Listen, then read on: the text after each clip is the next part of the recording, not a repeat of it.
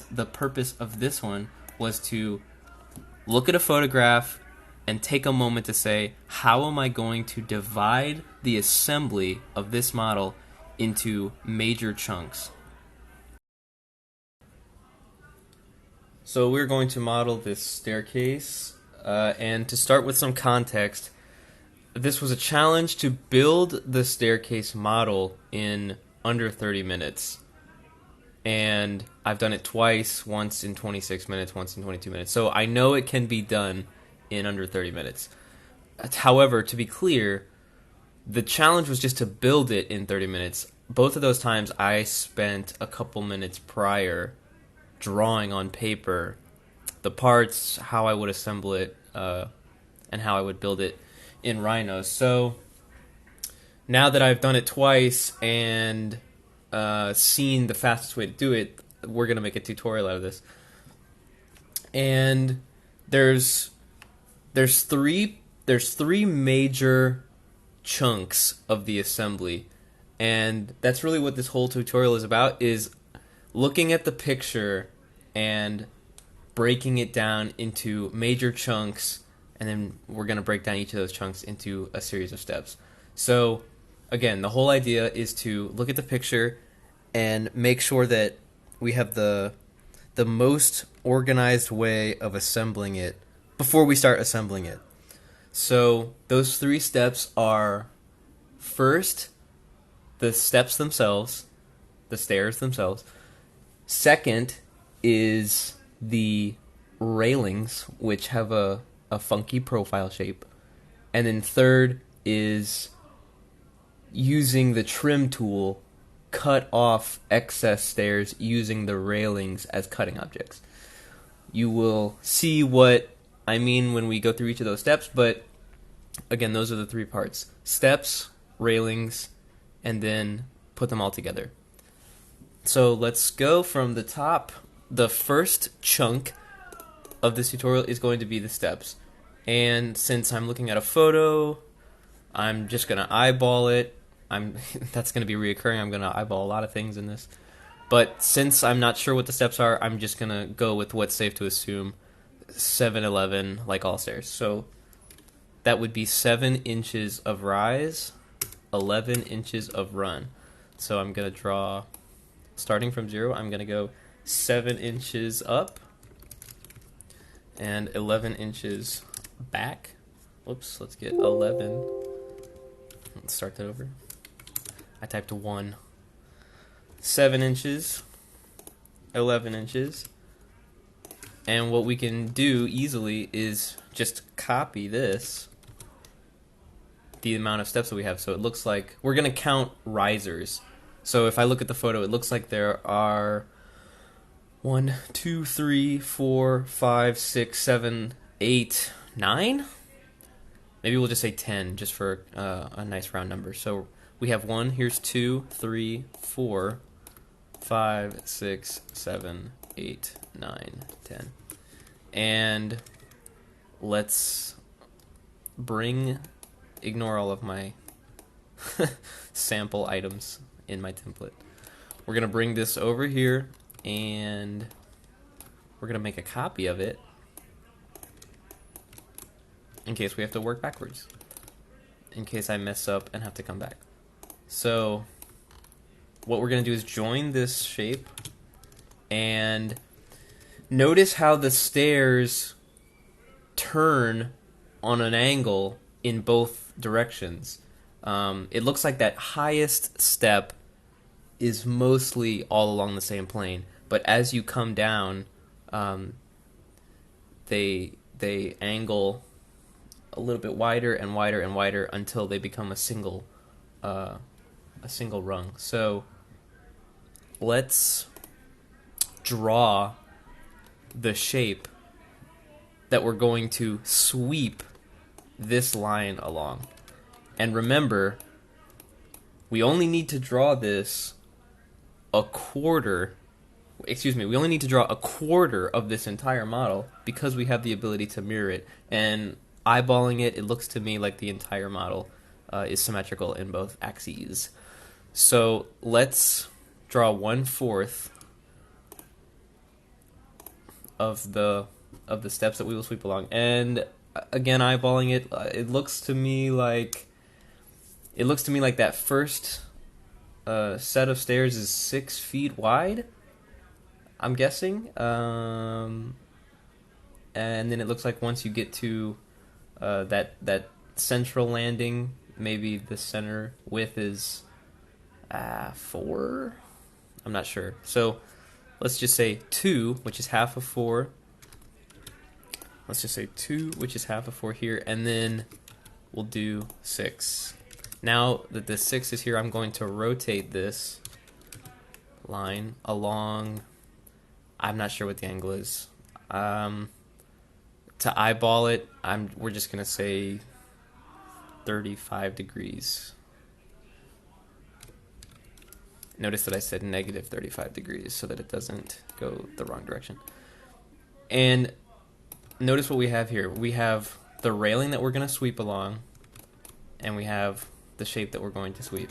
So to give a visual, if I say sweep, so if we say sweep along this rail using this shape, that's what we will see. So that gives us a helpful visual, but we don't need to do that yet. The next thing we need to do is create that's it for the first chunk. We got the steps, and we know that we will sweep them along, and ultimately we will just mirror here, and we'll mirror here like this, right? And we'll have our entire staircase. So with that, with those pieces being built, we're going to move on to the next chunk, which is the railings. Now, in order to create the railings, we're going to change our layer, and we're going to use a curve. We're going to use the same process. We're going to use a curve with a profile that will sweep along the curve. It's going to look much different than the 7-Eleven steps, but same idea. So let's get rid of these for now. Or let's get rid of these for now and assume maximum perimeter extents of the shape of the whole model. So I'm actually thinking now it would be useful to duplicate these just so that we see where the extents of the whole staircase might be. Again, totally eyeballing it. Let's draw ourselves a rectangle and put that rectangle at the extents of the model. We also have the ability to extend these stairs like this. We have the ability to extend them way beyond, but then call this our perimeter and trim off the excess, which is, I think, exactly what we're going to do. So by undoing that and keeping this at the 6 foot like we've drawn, we can make our perimeter shape smaller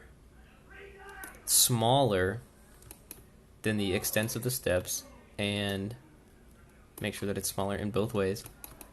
And let's go with that for now. You'll see what I mean by it being smaller when it comes time to trim. We're gonna give it a nice little amount of inside what would be the perimeter. But let's call this the perimeter of our railing shapes for now. So let's bring a copy over. Ignore the sounds of hooligans on a Saturday nearby. They're having a good time today too. We've got our perimeter brought over, and we're going to need to draw curves that are vertical, that are along the vertical plane. So it's important to make sure that when we extrude our extents, that it be the same height as the stairs. So let's use our left view here. Look at that, it doesn't quite reach the bottom. So let's scale one direction, and there we go. This red shape is just to give us a tool to draw on top of. But remember, now that the railings go above the steps. So this actually needs to be stretched, scaled in one direction this way. And I'm not sure what that height is. Normally a railing for staircases is 3 feet, but sometimes they're 2'10", and it looks like this little girl is more than 3 feet tall. So we're just gonna eyeball it. It really doesn't matter for the sake of what we're doing, just for the exercise of building the model. And we're gonna call it right there. So now notice that I have surfaces, vertical surfaces, in all 4 directions. I'm only gonna need to use 2 of them because I can mirror, and I technically only need to use 1/4 of the model. I'm going to do a half just because it might be clearer to understand, but if we mirrored it, that would be okay too. So let's get a blue line here, change our layer to blue, and draw a curve using these anchor points, like that. So you see how this curve is along this plane.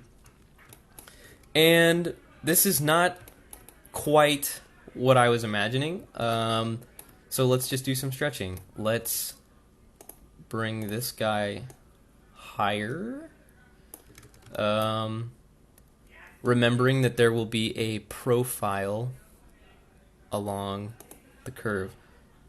Let's do this too. We're going to draw a circle that will represent the profile. I'm going to draw a more specific shape that matches what's in the photo in a second, but for now, just to understand, this is a profile that is on the same plane that the shape I will draw will be, understanding that it will sweep along. Here's just a visual. If we say sweep, profile, shape, right, it gets extended along. So let's now tweak our line to make it match the artful intention of the staircase that we see. We already have our guidelines here. So let's do this. Let's make a copy of our rectangle, of our rectangular prism, to help it go.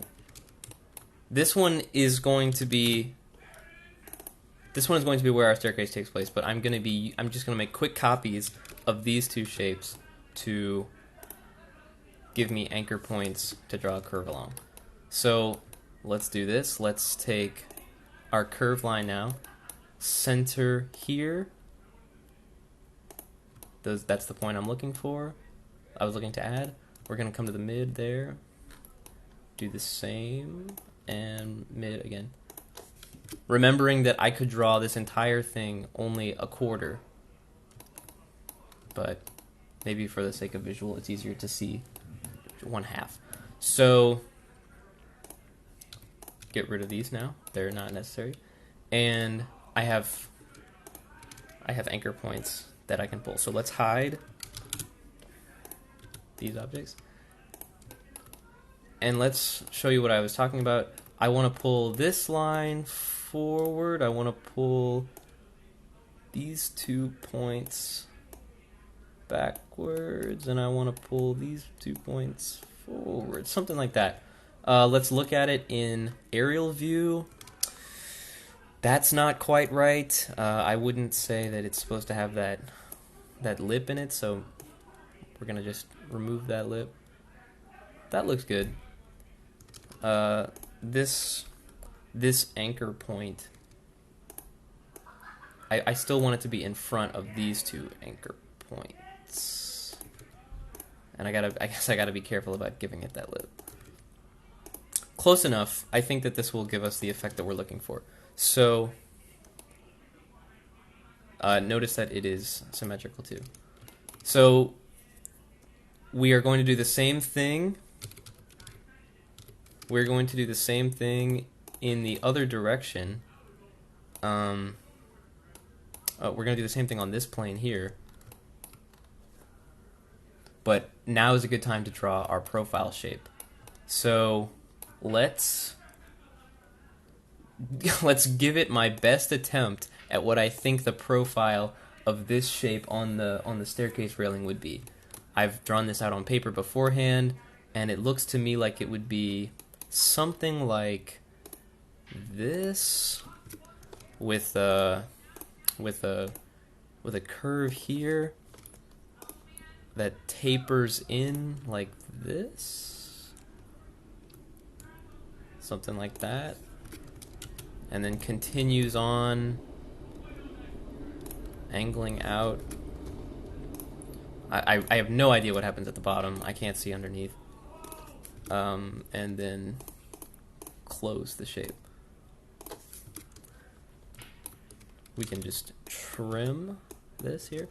So roughly, we can probably we're gonna join this line, and we're gonna pull some of the anchor points, just to finesse it.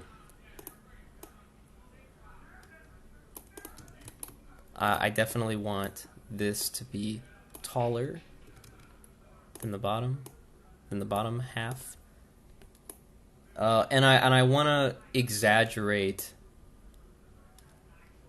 I want to exaggerate the way that tapers in. So something like this. There we go. There's our crazy profile shape. I kind of like the way that this was closer to that point there. There we go. We're just going to go with it. Now, here's what's important about sweeping this profile along this line. When you place it on the line, you want it to be tangential to the moment on the line. You want it to be tangential to the moment on the line as you move around. So if we put this, let's do an experiment off to the side. So if we put this shape on this line and we said sweep, boom, boom, boom, here's what you would have.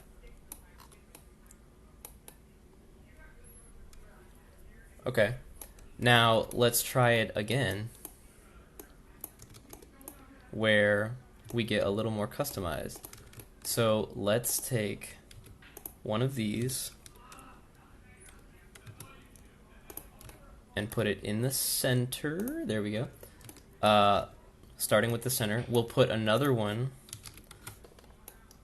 at the end, and we'll put, delete, we'll put one more in between.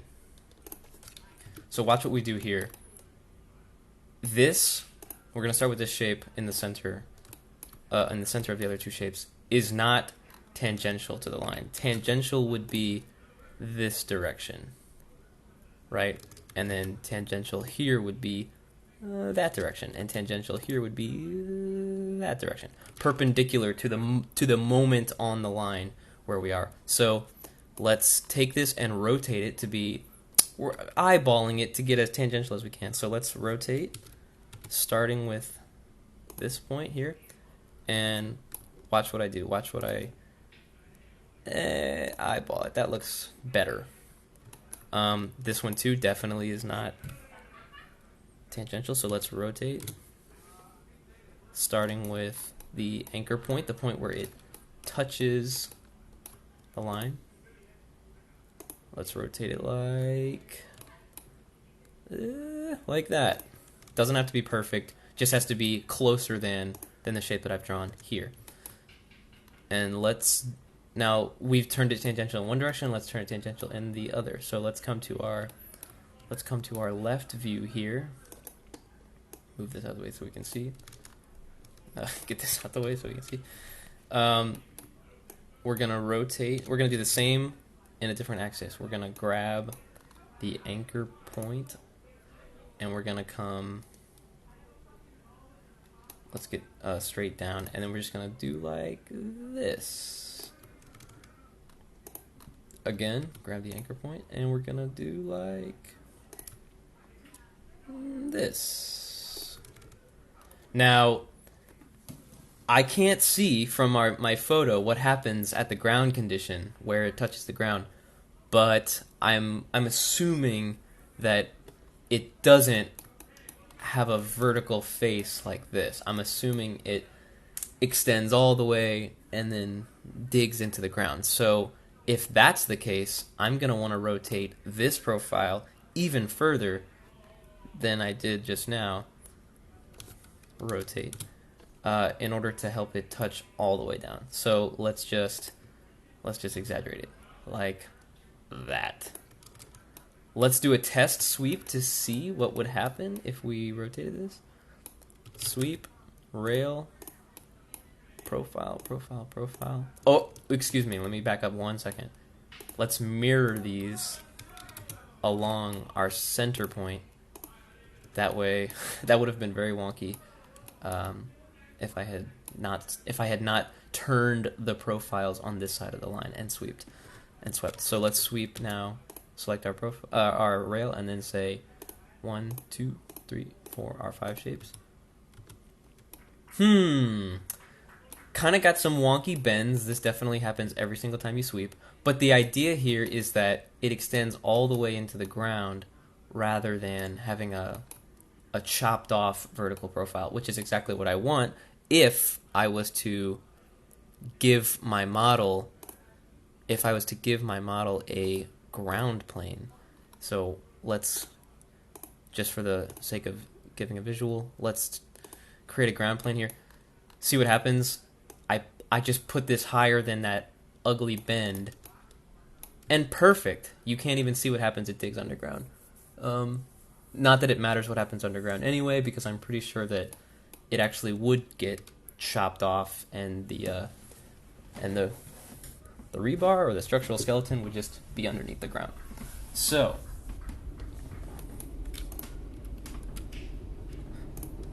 what we can do from this point is recreate this same assembly on this profile, on this surface here. So let's sweep it and see what we have. Select rail, shapes 1, 2, 3, 4, 5. Oh, very quirky. But again, if our staircase touches the ground at this plane and we can't see what's below, that actually looks fine. That actually looks good enough for what I'm trying to do. So that was the point of extending it low into the ground. So now that we have our skeletons for our railing shapes, we can actually copy the profiles onto the location where our main model is being built, like this. Oops, what happened there? That's wrong. Looks like this one didn't copy over. Boom. Boom. There we go. And we can do the same for this railing.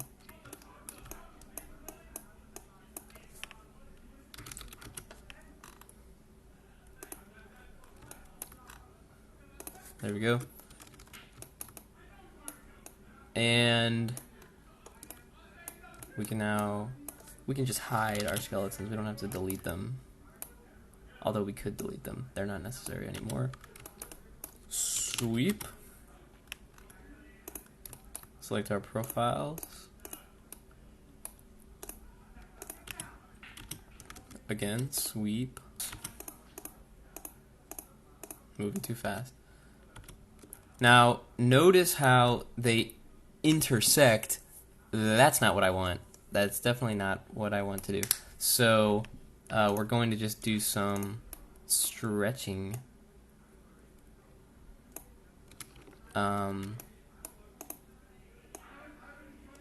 Like this, because I want roughly this distance to be something like 6 feet. So let's just finesse now. This can come over, and it can be pulled like this, again, looking for something around 6 feet here. Something around 6 feet there. So let's do a little stretchy.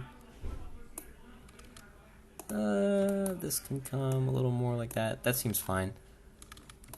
We can also pull this as necessary. This is where I'm not building. We're not building a parametric model, so I can't fine-tune the exact shape of those artful curves. And if I was to do a parametric model, we would do a totally different tutorial. So that seems okay to me. If the ground plane is here, then that looks like it's about 6 feet. That looks like it's about good enough to match the model. I'm noticing how very cluttered my drawing is, so let's clean up some of the excess.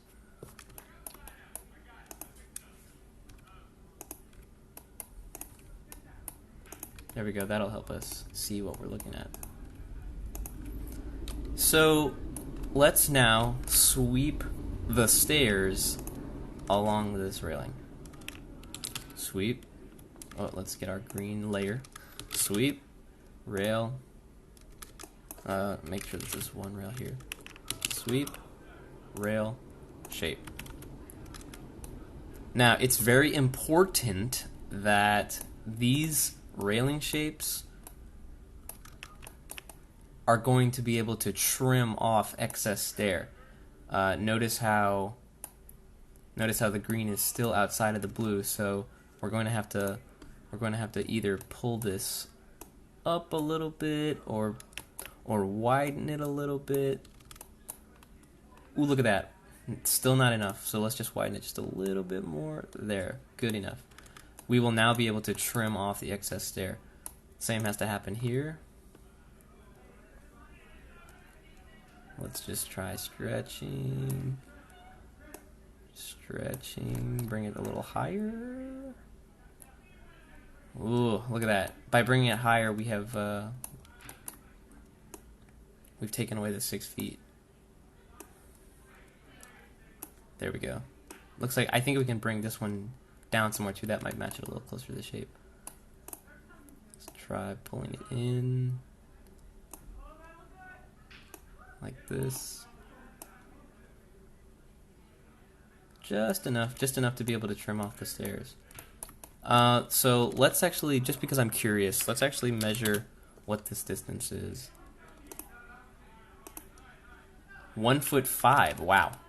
Luckily, this is just a model and not a real staircase. But we would certainly make sure that that's not so thin in real life, and we would just adjust our profiles to twist as they sweep along the rail, so that this space is open larger. There we go. Okay, so we are now able to mirror our stairs 4 times, or 3 times to create the 4 stairs. That was 2, and let's mirror again. Let's mirror again here. Just like we mirrored our stairs, we're going to mirror our rails. Let's just start with this one. Mirror it. Make sure to grab the center point. And again, make sure to grab the middle. Okay, now here's where we do some trimming. We're going to say trim, select cutting objects as our blue shapes, and select what to trim. Don't want this, don't want this, don't want this, don't want this, don't want this, don't want these. Oh yeah, we got one more. Clean. So that act of trimming all those excess green steps, that was the 3rd chunk of this tutorial. trimming, you creating shapes to trim off excess extrusions is a classic way to build what you're trying to build in Rhino. So we had our stairs, we had our railings, and now we have trimmed them so that they link together. Obviously, we're missing a platform at the top, so I can just easily draw that in with a surface. Let's hide the blue railings and use our surface tool, or excuse me, we're going to use our polyline tool to create a surface out of, because it looks like there's some sort of a hexagon going on. 1, 2, 3, 4. There we go. We're just going to link to these points like this. And instead of bringing it back, I'm just going to type C for close the shape. And we can now turn this into a surface like so. Now if we bring back our railing shapes, there we go. Not bad, right? Let's take a second to clean up all the excess. All the construction lines, if you will, lines that are purely to help you guide the construction, not actually lines that become items in the model. And there we go. So what needs to happen from this point forward? We need to give ourselves a ground surface. So let's just create one line like this. Using our left view, we're going to find where is the bottom of the staircase right there. This is an easy way to do it. Just draw yourself a line over, extrude it, and extrude it. There we go. There's our earth. Okay, we're gonna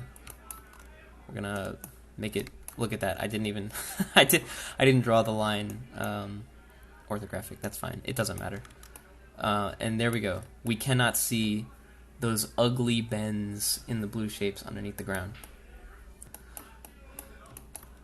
And let's see it in a rendered view. Oh, not bad. Again, this entire model could have been finessed when we were aligning the profile shapes to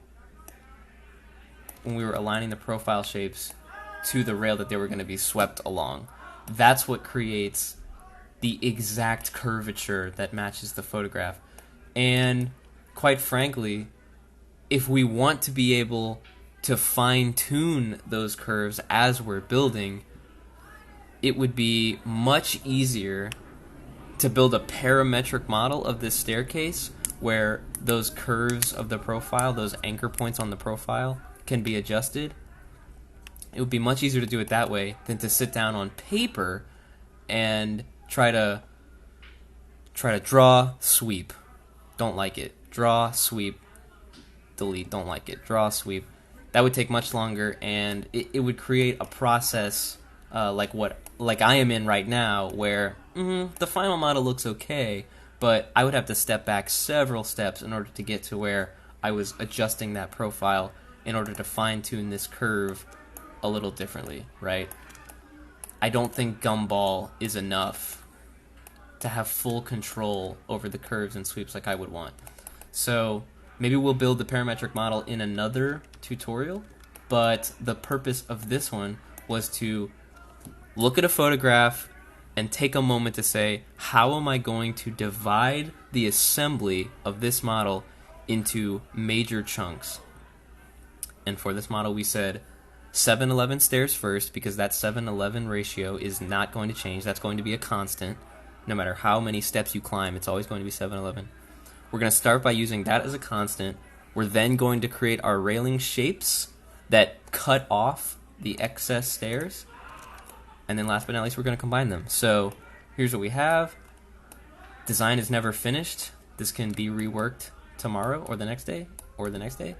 And that's what we will do. All right, calling it here. Peace.